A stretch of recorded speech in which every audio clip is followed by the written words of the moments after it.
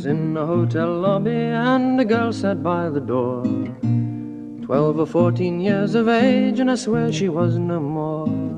She looked so sad and lonely and had been there for so long that I asked her, was she lost or had she run away from home? She shook her head and said she'd come because she'd heard it say that John, Paul, George and Ringo were coming there to stay.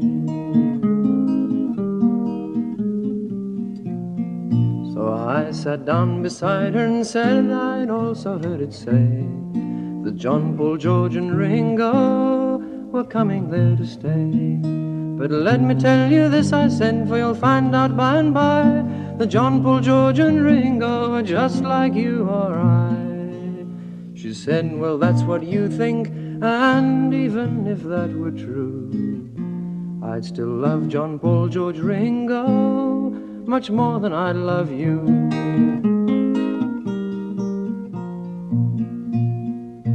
Well, you must tell me more, I said, if that's the way you are. What is it makes you love them so? What is it makes you care? Well, John's so very handsome, Paul and George are lovely too, and Ringo's warm and friendly, and I love the things they do.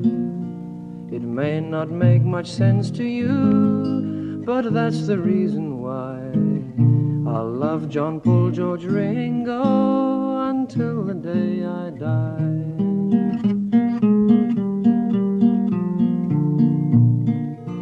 And that was all she said to me, and I swear she said no more. When John, Paul, George and Ringo came walking through the door, and Ringo said, hello, love, and John said, how do you do? And Paul said, come and play with us if you have nothing else to do. And slowly, slowly she got up, and barely could she stand, as John, Paul, George and Ringo took her by the hand.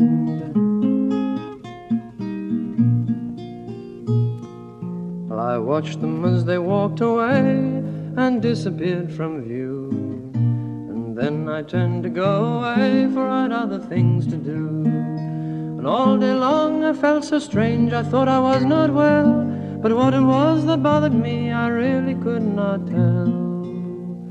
Then something in me whispered that perhaps I'd like to be John, Paul, George or Ringo instead of being me.